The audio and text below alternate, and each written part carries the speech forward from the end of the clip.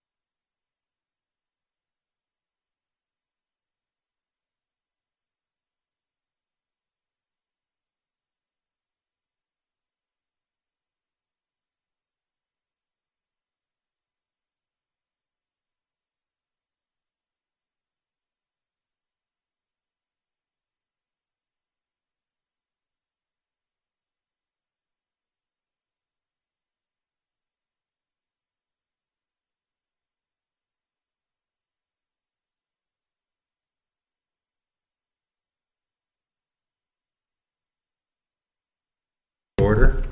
Please note this meeting will be live streamed. Is there any disclosure of pecuniary interest in the general nature thereof? None.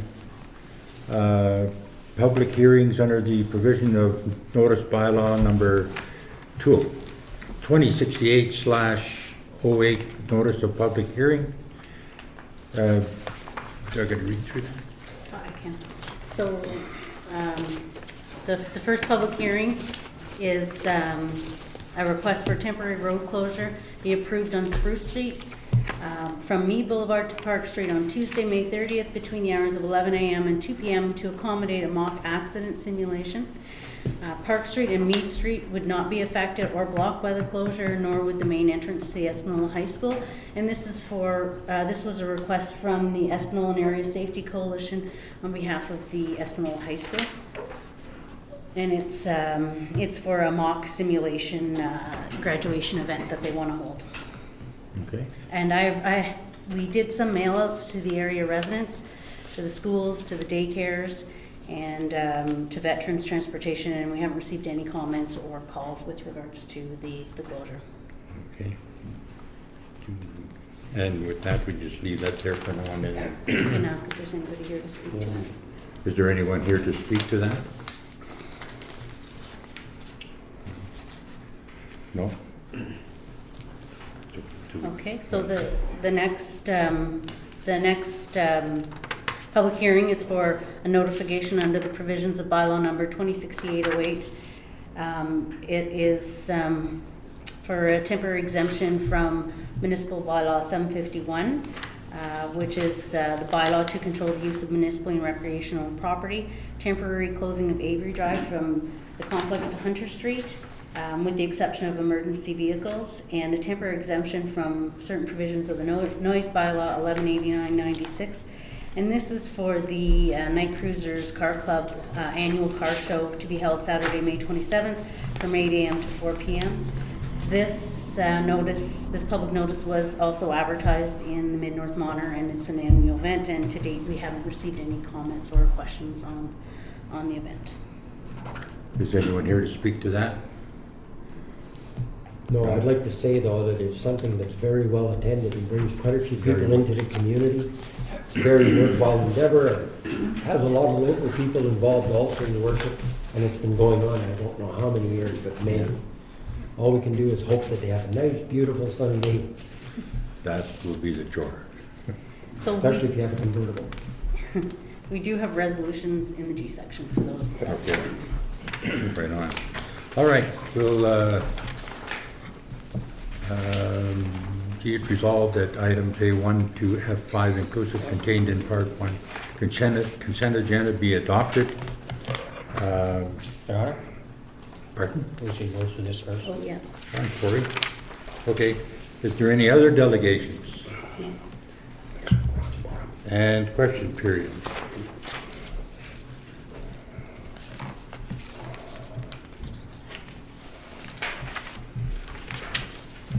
None. Again, be it resolved that items A1 to F5 inclusive contained in Part 1 consent agenda be adopted. Any questions or comments about the A section?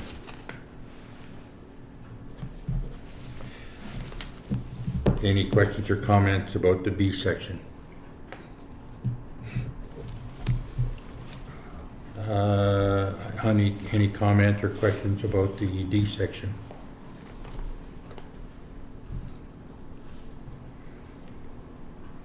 The following bylaws would be read and passed. Bylaw number 2780/17, a bylaw of the town of Espanola to confirm the proceedings of council at its meeting of April 24th. Any questions about the E section?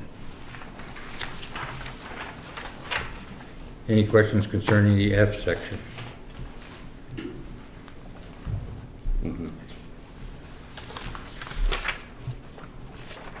Items A1 to F5 inclusive contained in Part 1 consent agenda. Be it resolved that items A1 to F5 inclusive contained in Part 1 consent agenda be adopted. All in favor? Carried.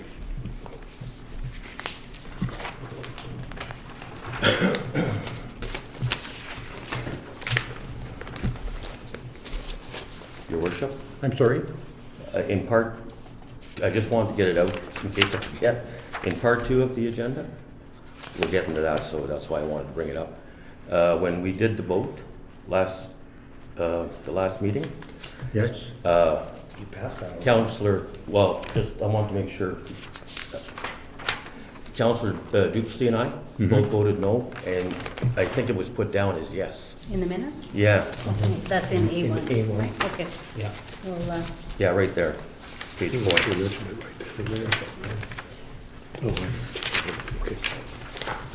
okay, well, I'll make a note. Yeah, that can be corrected. That's probably my fault.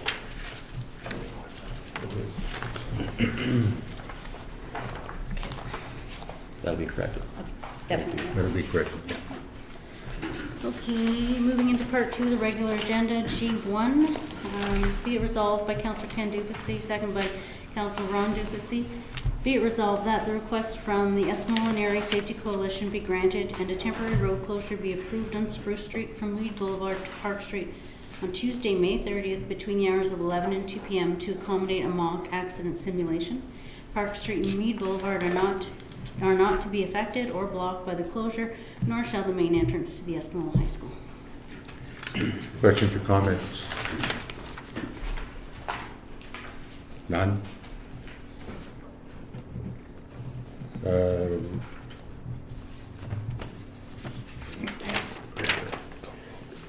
The request from the Espanola Area Safety Coalition be granted and temporary.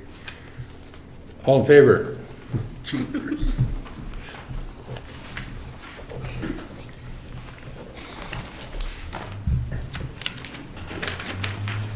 Item G2, moved by Councillor Stuart McCallum, second by Councillor Bill Foster. Be it resolved that council authorizes 1, a temporary exemption from municipal bylaw number 751/84, section 14, being a bylaw to control the use of municipally and recreationally owned property. 14D, no person shall park on any vehicle in any park, recreational area, or on municipal property of the town of Espanola, except in those areas specifically designated by appropriate signs and notices as being areas in which vehicles may be parked. 2, temporarily closing Avery Drive from the complex to Hunter Street to traffic with the exception of emergency vehicles on Saturday, May 27th, 2017, between the hours of 8 a.m. and 4 p.m. to host the Night Cruisers Car Show. And 3, a temporary exemption from certain provisions of noise bylaw number 1189/96 on Saturday, May 27th, 2017, between the hours of 8 and 4 p.m. for an event being held outdoors at the track and field, the Night Cruisers Car Show. Questions or comments? All in favor? Carried.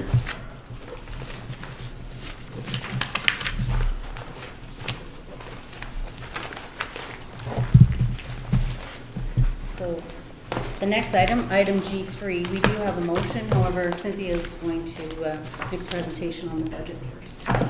Okay, so since the last time we looked at the budget, there was just one little change to the library line item. Actually, I had made the changes in Excel, and then when I went to budget to update the GL, I realized I had missed a number, so it was a reduction of $3,000 further in the library budget, which brought our expected increase to the levy from 1.07 to 1.03.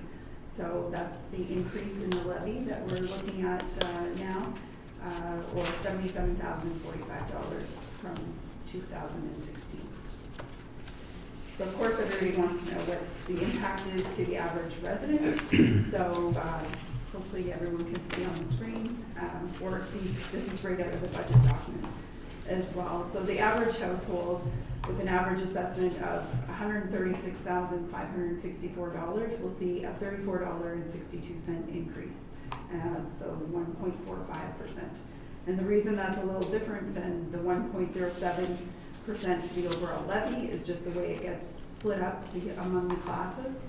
And we did see some assessment losses, primarily in the commercial and multi-residential tax classes. And the legislation changed as well, which limits any increases. So even though the $77,000 is an increase to the levy, we weren't allowed to increase the levy to multi-residential at all this year because of legislation. So that's why the other classes pick up a little more. So anyways, these were just our challenges, and just to remind everyone that the loss in the OMPF grants is about is $98,700, or about $44 a household. So when we look at an increase of $34 per household, you know, it's pretty reasonable considering the impact on our lost grants. And then this is a multi-year budget, so we project a 2.04% increase in 2018 and a 3.08% increase in 2019. And that's considering a further decrease in our grants and a cost of living increase of 2%. So if either of those changes, you know, these figures will change next year. So although we project a 3-year budget, every year we have to adopt a budget. So we're not committed to those numbers in any way. So I want to make that clear for everybody that was looking at the budget. Operating expenditures by category. So once you go through the budget, you notice that they're classified as required, which is generally mandated by regulation or necessary for public safety. An expected service, which is typically delivered by comparable municipalities, and then discretionary, which is a service that the municipality chooses to provide but really does not need to. And when we break that down, our total expenditures, 47% of our expenditures are required, another 48% is expected, and really only 5% of the services that we deliver are considered fully discretionary. Of course, there's always discretionary items, you know, in the other classes as well, but overall, this is the breakdown of our expenditures. And this is in the budget document that you all have as well. So for 2017 operations, again, you know, where do most of our revenues come from? 47% comes from taxation revenue, another 19% comes from grants, and 33% is user fees, and the largest portion of that is water and sewer fees, as well as recreation complex fees. Our operating expenses, 46% are wages and benefits, which is expected, and it's very consistent with last year as well. 12% is actual materials and supplies, 25% is contracted services, and again, the biggest portion of that would be our utilities. Hydro and gas would be included in there. 7% was amortization, 1% financing and transfers, 9% would be our external transfers for health unit, DSAB, etc. So tax burden distribution. This is just a slide that I left in from our first presentation, just to consider the change over the years, what has happened from the movement from commercial and industrial taxation to the residential ratepayer.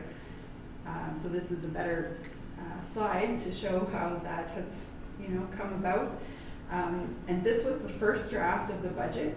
So if we use the same tax ratios as last year, this is what we would have ended up with residentials making up 71%, commercial 20%, and the industrial 9% of the overall tax levy. However, because we are able to alter the tax ratios and through negotiations, we've actually been able to shift that. So the residential is 65%, commercial is 20%, and the industrial is 15%.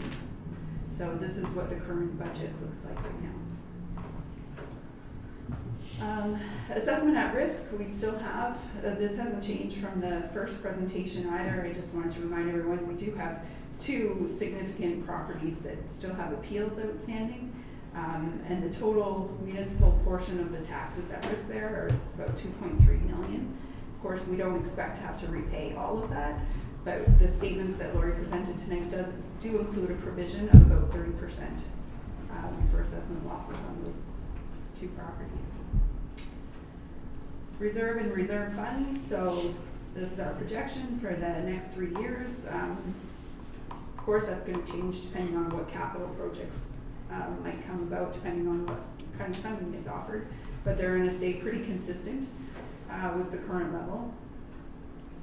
And then just a quick slide about where your tax dollars are spent. I won't read through all of that, but it is in the budget document. And again, it's very similar to last year, with transportation and police both making up 20% of the overall budget each, and then the other departments split up accordingly. So just a reminder, I know this year we have an increase of 1.45%, but over the past years, I mean, the increases have been very minimal. Last year we actually had a small decrease and minor increases before that, so you know, we just can't keep going at those levels, unfortunately. The capital forecast I also wanted to touch on because we have included in the budget a portion for amortization as well. There's $524,000 budgeted for capital projects this year. So we haven't fully updated our asset management plan yet. The base requirement was 3.2 million. We have sold the building across the street and made some other adjustments. So it's showing 2.9 right now, but those numbers are still preliminary. So when we get the asset management plan updated, council will of course all receive the revised copy. We are working on that. And I also circulated today, I don't know if everyone would have seen it, a copy of the backlog and the projections for the next 10 years, I think I included. So our current backlog, as per our asset management software, is $8 million. Those are things that we should have replaced according to the asset management plan, and we haven't yet. Again, that's going to be revised as we go through this because 2.5 million was calculated for this building based on replacement costs because it's fully amortized. So that's what a new building would cost. So as we replace certain components of it, which all need to be updated within the plan, so that will be, you know, it will reduce that $8 million number figure down. In addition to that, so that's what we were behind this year. And then in 2017, we have another $1.6 million in assets coming due, which means they're coming to the end of their useful lives. But just because they're amortized on the books, it doesn't mean we're going out and replacing them. If they still have life left, then that's fantastic. And if they're not costing us a lot of money, we use them as long as we can. So of the backlog, 4.4 million is related to roads. Another 991,000 is for equipment, and 229,000 is for vehicles. So here is the capital levy. This year is 524,000. Contribution to reserves, which is to replace those assets as they come due, is $1,026,000. In 2017, our total then amount we're committing towards capital replacements is 1.5 million. But in 2016, our actual amortization was 1.8 million. So we're still short. We're still contributing less to capital than what we are consuming. So that was all that I have then for the update to the budget. And I don't know if there's any questions on the changes so far.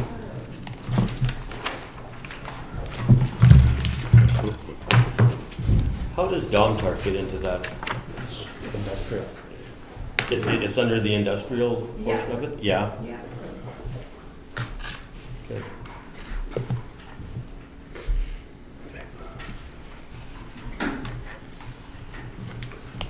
Cynthia?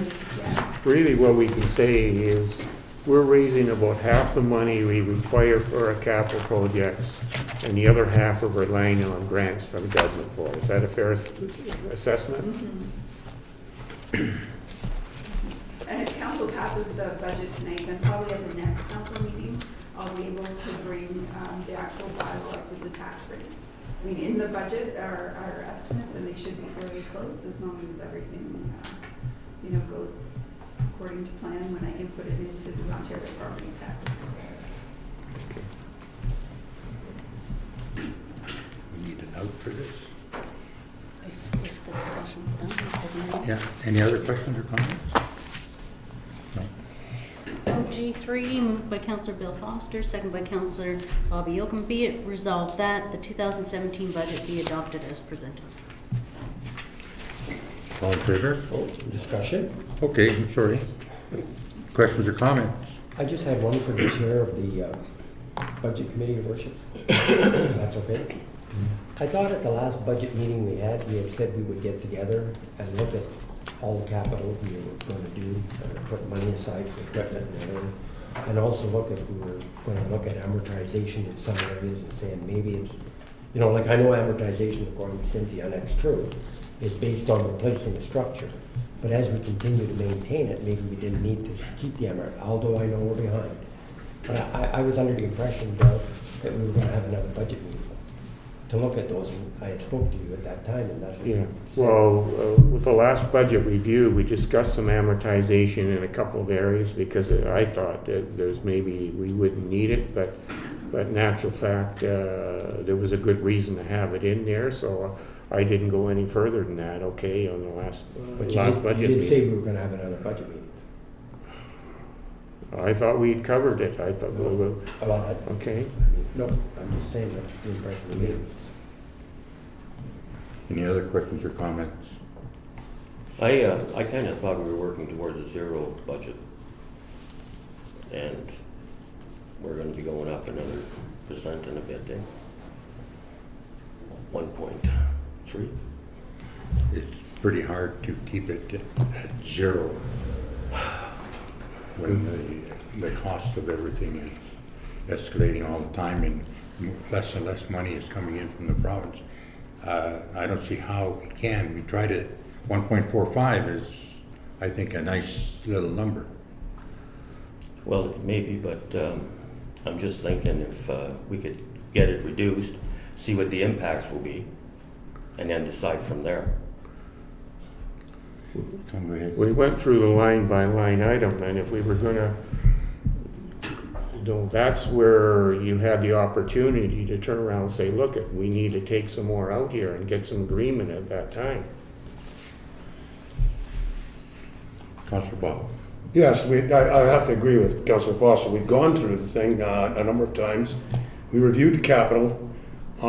We see from last year's audit presentation tonight that in actual fact, we were very fortunate last year with the staff being able to meet the budget. We know we face, you can't, I think it was mentioned, we can't sustain these very minimal increases and even a small decrease last year forever. We're falling behind, as we saw tonight with the $8 million backlog. I would be very hesitant to even consider now looking any further into the budget, particularly when we also face this assessment at risk clause as well. Thank you. Councillor Bill. We would have been at zero this year if we didn't have a $100,000 reduction in the OMPF grants, okay? The OMP grants, that was like about 1.2 or 1.25% reduced revenue. That was equivalent of a tax change of 1.25%, and that's coming directly from the provinces. So we're looking at a 1% change where we had a 1.25% negative hit in revenue, plus we had some inflation for what we had. And we reviewed everything line by line, and we could have gone back and as we went through, try to hit some of these things harder. But I think generally we're trying to keep the services roughly similar to what they are right now. I agree. Councillor Ron. I agree with what Councillor Foster's saying, but we did speak at that last budget meeting about possible deferment of buying a piece of equipment that we thought we might be extending the life on the other one, and we were going to look into that. And as far as I'm aware, we haven't. Somebody else You're did. talking about the one snow item. Yes. The trackless. Yeah, and I don't know, maybe somebody else We has. want to talk about that right now? I went before we and looked at it, and I heard others went and looked at it, and yes, it needs to be replaced. So are we selling that one? I imagine that they're going to. I heard we're gonna keep it as a backup, so if it's not safe and we're buying a new one, then we shouldn't be keeping it as a backup. Well, I don't have any It's one or the verification other. here for that. Well, that's what I was told. Councillor Bob. One thing about the trackless, remember, it's gonna come back to council, at which time, when they to purchase a new one, at which time it will also be identified what's gonna happen to the used one, to the old one, pardon me. So, we don't really need to have that discussion, do we, tonight? That's absolutely right, what Councilor Yocum was saying. But it also does change our budget figure, should we decide to change it, after we approve the budget, whether we defer it or not, this budget's approved. No, pardon me, I didn't mean to infer that we would No, defer. I didn't say that. Okay, I just wanted to make sure you No. didn't think I was suggesting No. deferring a purchase, okay. So we're looking at the equivalent in the last 3 years of about a 0.5% change per year. Oh, I'm not saying it's Yeah. unreasonable. I'm saying we should be doing the best we can for our residents. Yeah. That's all I'm Well, I saying. think, in all seriousness, I think we are. Sudbury's touting around 5% I over don't care there. what Sudbury does. That's fine, but I mean, it's not that I'm comparing us to Sudbury, but the idea is we have been trying to keep it low, as low as we possibly can. Yes, Councillor Ray. I'd like to see maybe Cynthia go back and see if she can sharpen her pencil and maybe try and find some savings somewhere else. Well, we have a And- motion, We have a motion. already now, and if it's Sure. going to be approved, Councillor Stewart. Thank you. I don't think it's up to Cynthia to go back and sharpen anything.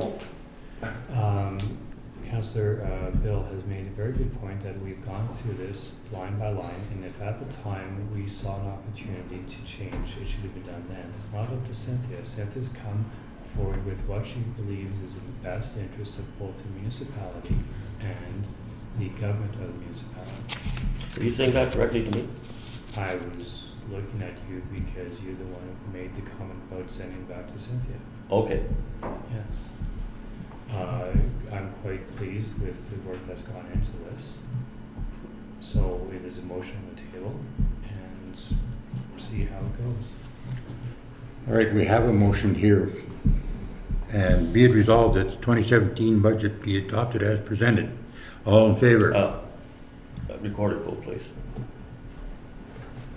Be it resolved that the 2017 budget be adopted as presented. All in favor? Oh, I'm sorry. Ron Peach, 4. Against? Ray Dufour, against. Ken Duplessis. In favor. Ron Duplessis. Opposed. Bill Foster. For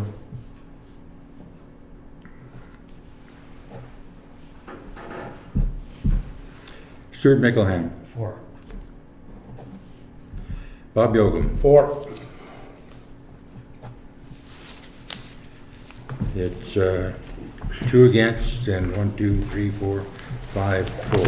So we're all set to go.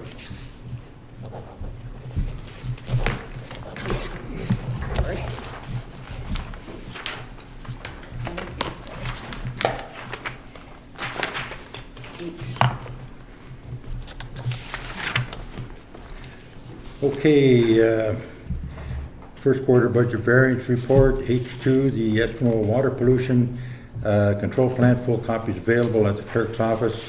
These are for correspondence and for information only. And the information was previously circulated to council, and if required, a copy of the information is available at the municipal office.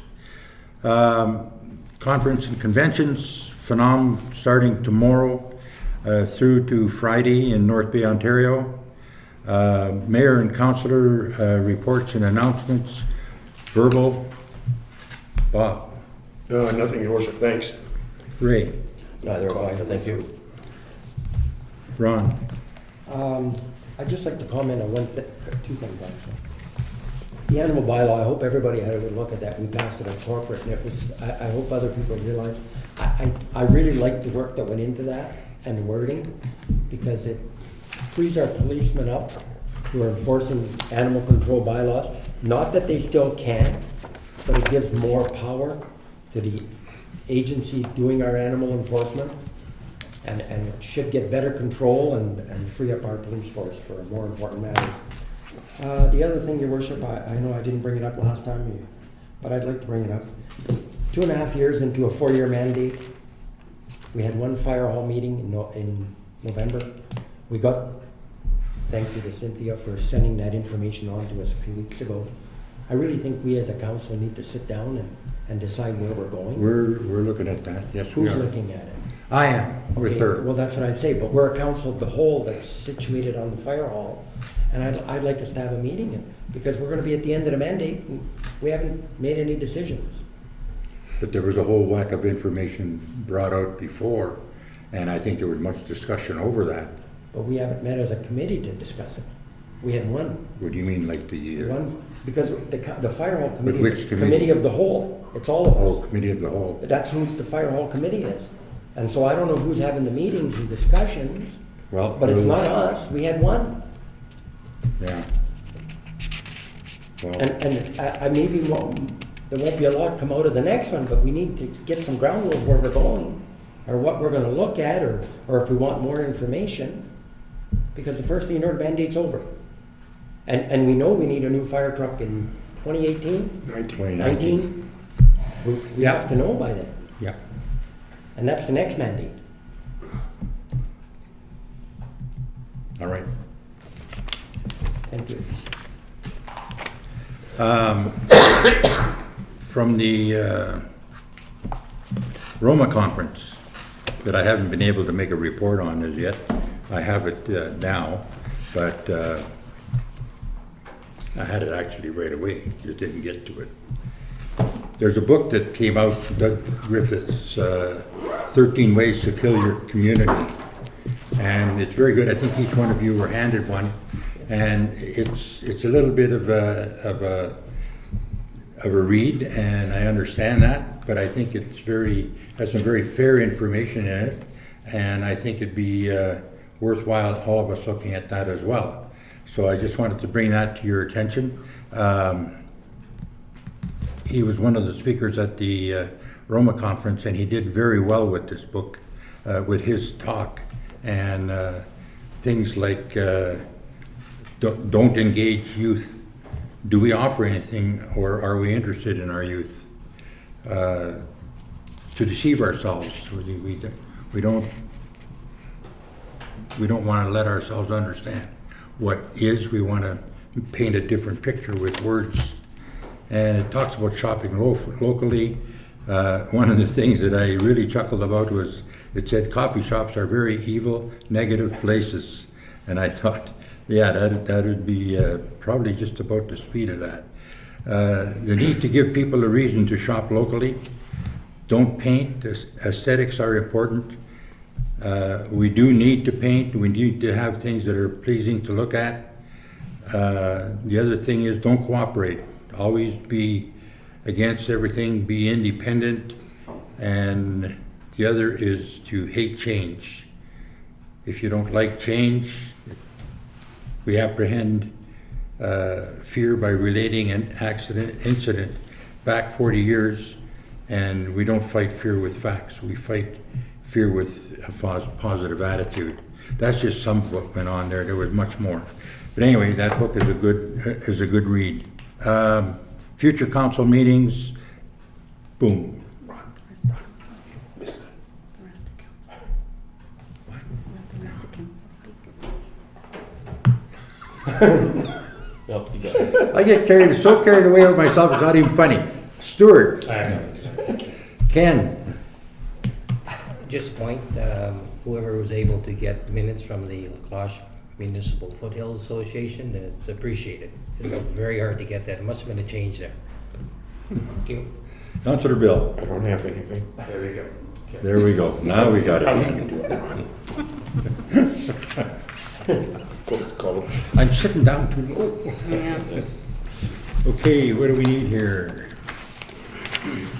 The regular meeting of council is hereby adjourned. All in favor?